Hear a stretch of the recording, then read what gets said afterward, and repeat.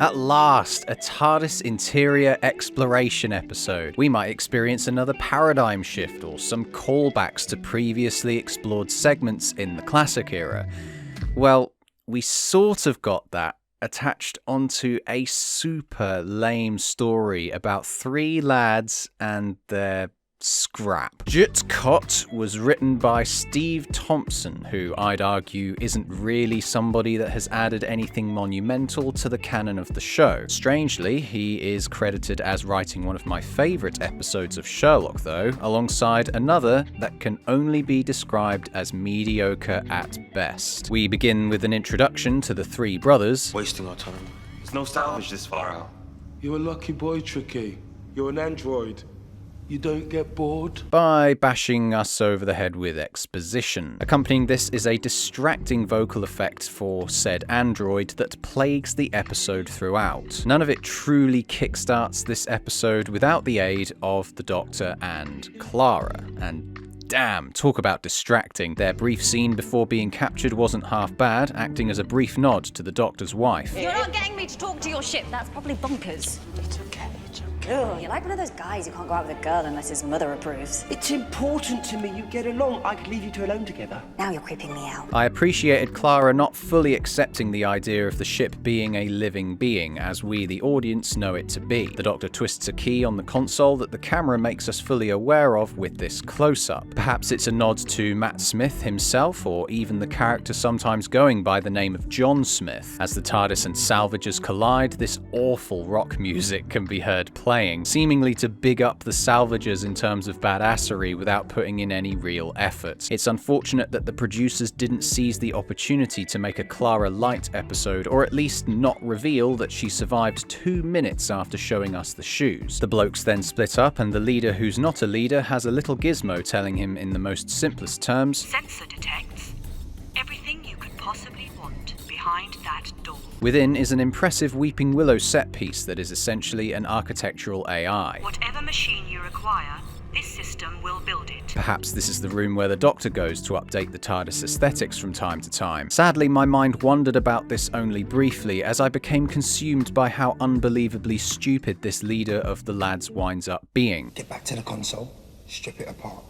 Okay. Alright? It's almost like he's forgotten about the countdown and the Doctor's ability to change it at will. Wouldn't targeting the countdown be the more suitable choice of action? I get the boys are desperate for cash, but you'd at least think one of them would be smart. They try and make it out like the cyborg bro is the smart one, but only because he licks the Doctor's boots and also happens to be a nice guy. That's not necessarily smart now, is it? The antagonistic forces just wind up being totally forgettable in the long run for these very reasons.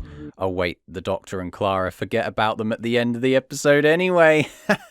Thankfully, Clara's just stuck beneath an extremely heavy foam panel and finds there are monsters trapped in the belly of the TARDIS. I did like the idea of the Doctor setting up a bogus self-destruct system, alongside making me believe that he had laid a trap within a trap by having a monster kept locked away in case of the ship's capture. The fact he doesn't explain their presence until the last minute works in the episode's favour too. Having said that, the execution of this idea leaves a lot to be desired. This happens by repeatedly showing the monster with a stupidly high amount of blur and generic sound effects.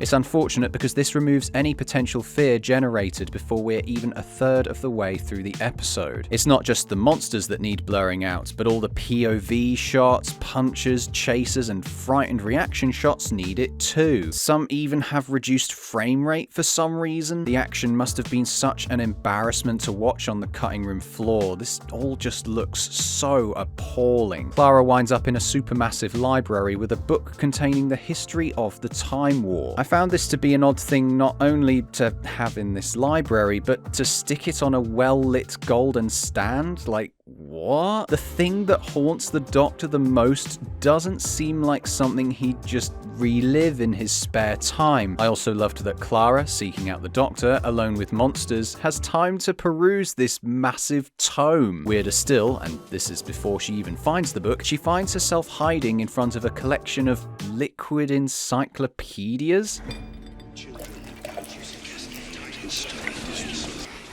Uh-oh. Stinky. Clara gets pulled out of the not TARDIS control room thanks to that machine that does all the explaining for us. Scanning for female human. Unidentified human. Admittedly, Clara's reaction to being rescued was pretty good. Why have you got zombie creatures? Good guys do not have zombie creatures. Rule 1, basic storytelling! Albeit a little on the nose when it comes to being ironically meta about the whole affair. Smith also does a great job of breaking it to the boys that there was no self-destruct sequence after all. It's a real shame the lads rescue her with such relative ease and speed. Rescuing the girl was the whole purpose of bringing the salvagers in, and it doesn't even take half the episode to do so. This leads to the story pivoting from rescuing Clara to rushing us through an actual journey to the center of the TARDIS. Not because of the monsters, but because the engine is actually going to explode. And why is that? The engine. It's already exploded. It must have been the collision with the salvage ship. It's just that fucking powerful, apparently. I don't know, guys. Would it have been such a bad idea to have this be the destination by accident as opposed to going there deliberately? In case we weren't bored enough of these corridor sets, some big spears of metal start firing out from the walls. One of them impales the android character, revealing that he was a human being all along. Two bionic eyes and a synthetic voice box. But you, my friend, are human. What a plot-destroying aspect of the story. Why did they bother with the robotic eye CGI and voice effects if they were just going to pull this out of their asses? It's a salvage accident. Big explosion. You lost your sight, voice, and your memory. It was just a stupid joke. We did it to relieve the boredom. How can you describe an amnesia-inducing explosion as boring? The three characters in this story that aren't the main two are just three idiots. They could have at least made them funny. So they reach the TARDIS core and it's revealed that the TARDIS engine is in fact a star that's about to become a black hole. Power source. Right.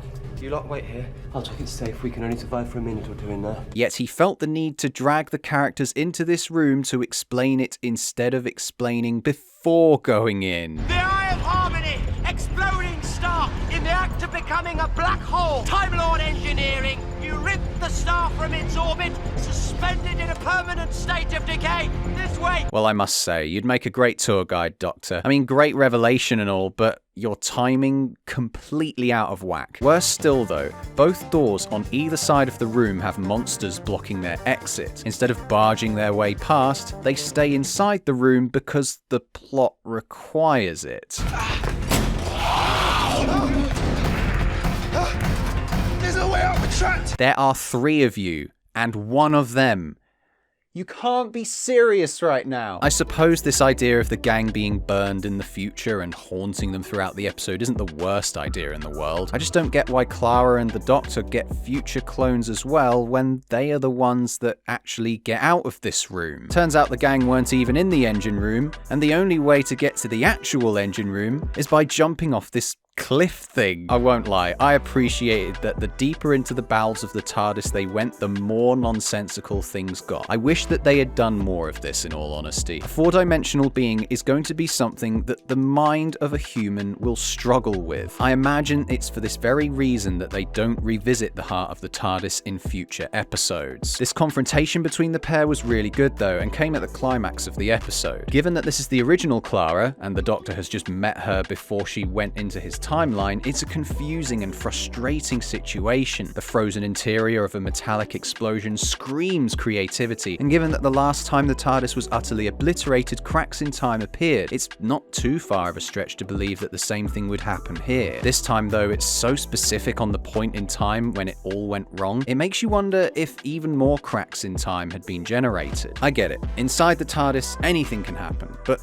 in reality, nothing happened. They used a reset button MacGuffin from an earlier scene. And everything was lovely once again.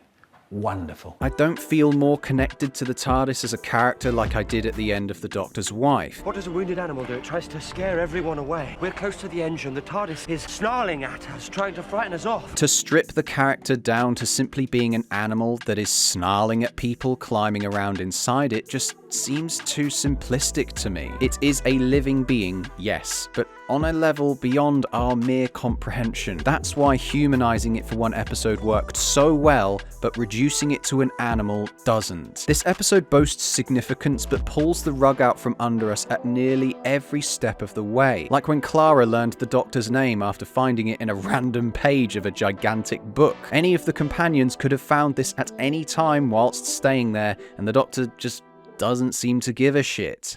We'll still have secrets. Better that way. He's not wrong. There has to be a mystery surrounding the Doctor, otherwise we wouldn't keep watching. This is partially why Series 12's finale was such a catastrophic failure by attempting to create a backstory for the Doctor. However, this dialogue isn't really for the story and more just a nod to the audience. When we cut back to see the three brothers being reset, this means Tricky never found out his brothers lied to him. Hey, Robot, go get me some food. I'm starving. Wait, leave him alone. What's the matter with you? Maybe I've just got a little tiny scrap of decency. There is a difference between having secrets and outright lying, so I don't know why this change to the middle brother happens. What a headache. So, did it suck?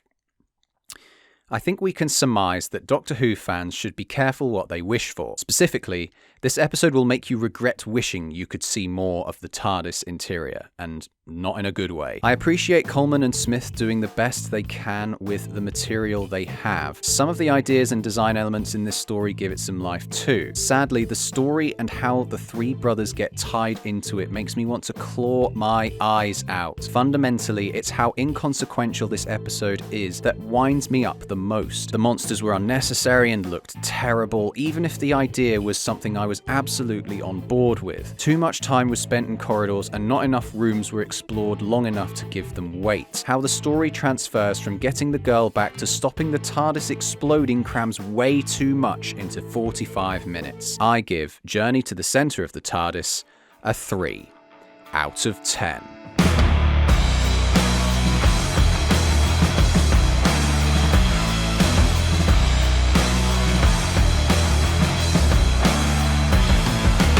The leader who's not a leader has a little gizmo telling him in the Thankfully, Clara's just stuck beneath. I found this to be an odd thing to not only have in this library, but to stick it on a well-lit golden stand. Clara gets pulled out of the non-TARDIS